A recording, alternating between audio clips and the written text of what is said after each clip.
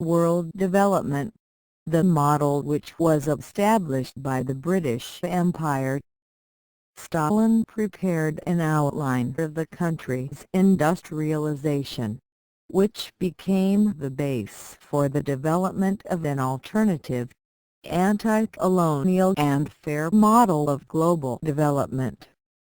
By the end of 1927, the successes of the policy of industrialization were determined. The first results were summed up by Stalin in a report to the participants of the 15th Congress, which met in December of 1927. In subsequent years, the world experienced a number of serious shocks. After the economic crisis of 1929 to 1932 and the Great Depression, organized by the British Empire, the new economic crisis followed beginning in the second half of 1937. The international situation became extremely complicated. The system of post-war peace treaties crashed and a new Second World War began. The new war was started by Germany and Japan, but they were only implementing a secret plan of the British Empire for an outbreak of the World War. This war dragged into its orbit over 500 million people. The masterminds of the infamous Munich Agreement and, in fact, the criminal conspiracy, the rulers of the British Empire and France, Neville Chamberlain and Edouard Daladier, wanted to direct the aggression of German fascism to the east, against the Soviet Union. The main organizer of the Munich Agreement was the British Empire. The aim of the backstage directors of the information war was simple: once again to brew a bloody mess so as to eliminate the competitors Germany and the Soviet Union. There are different answers to the question of whether Stalin knew the specific start date and plan of the war. I believe that British intelligence was actively involved in the disinformation operations of Germany. Let's not forget that the head of the Abwehr military intelligence and counterintelligence Wilhelm Canaris was an agent of influence of British intelligence. Moreover, we can't ignore the intensive contacts of British intelligence with the leadership of the Wehrmacht, which began during the placement of British occupation forces in a defeated Germany after the First World War. Only the collusion between the British Empire and British intelligence agents in the Wehrmacht can explain the fact of the so-called phony war. On September 3, 1939, the British Empire and France declared war on Germany after her invasion of Poland. However, no real action was taken. The situation at the front was as follows. In September of 1939, with the beginning of the Polish campaign, the French and the British on the Western Front had 110 divisions against 33 German divisions. The German army was also in no hurry to start a full-scale war on the Western Front. The period of phony war ended on May 10, 1940. That same day, German troops, under Operation Fallgeld, began a large-scale offensive on the territory of neutral Belgium and Holland, then across Belgium, beating the Maginot Line from the north. German troops occupied almost the whole of France. the remains of the Anglo-French army were driven to the area of Dunkirk, where they were evacuated to Great Britain.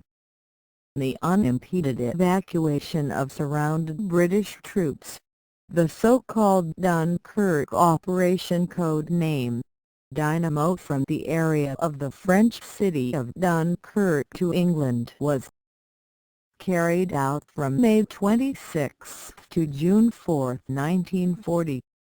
As a result of the breakthrough of German armoured formations on May 20, 1940 in Abbottville, the troops of the 1st Army Group of the Allies, 10 English, 18 French and 12 Belgian divisions were cut and pressed to the sea in the region of Gravelines, Paris and Bruges.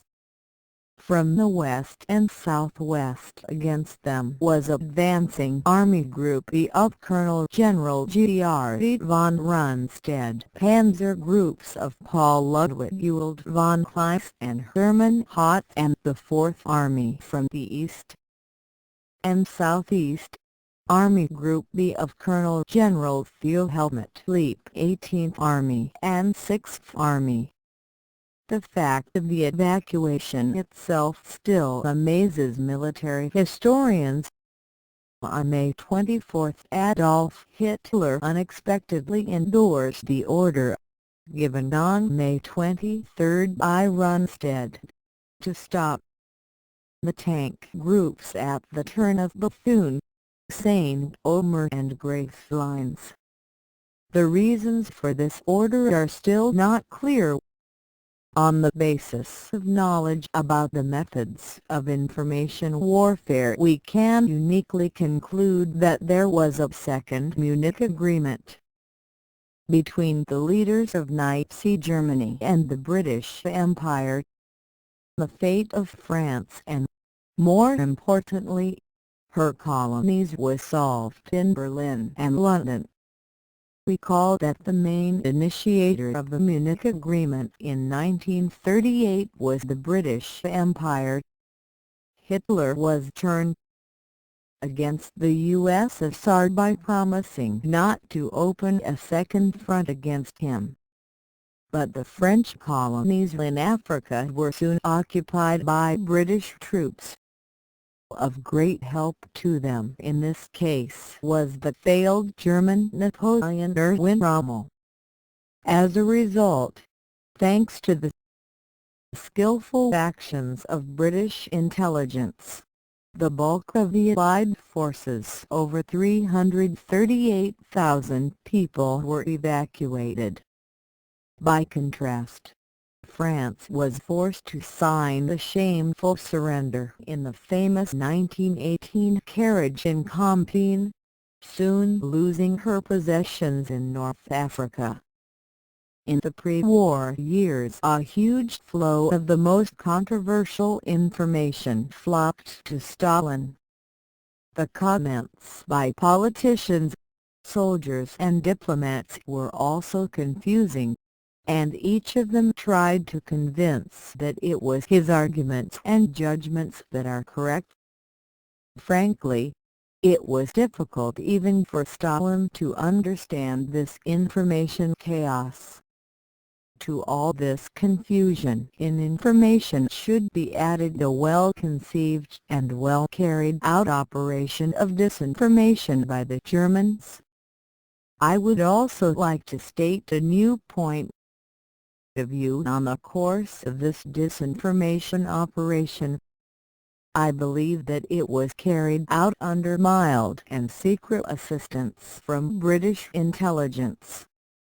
When preparing for war against the Soviet Union, the Germans carefully masked their actions, classifying all the organizational and administrative activities related to the preparation for aggression.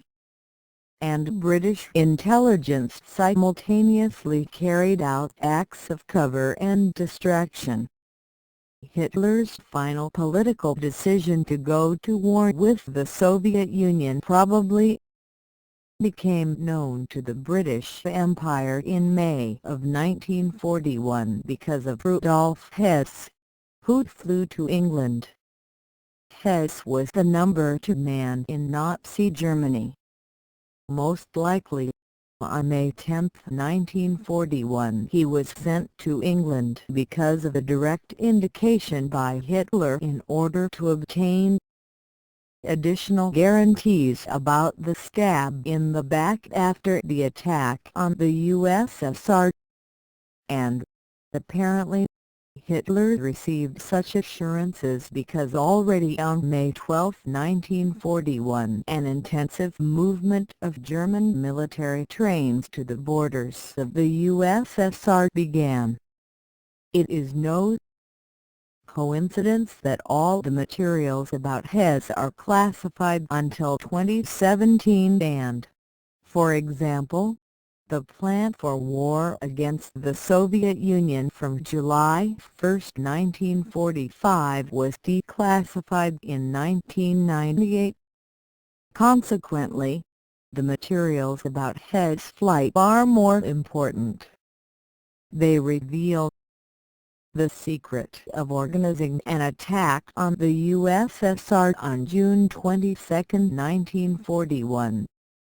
Perhaps Hess, at the request of Hitler, asked to activate the surviving and sleeping British intelligence agents in the Red Army, operating in parts of the Western District, for the implementation of a large-scale breakthrough of fascist forces in the early days of the aggression against the Soviet Union.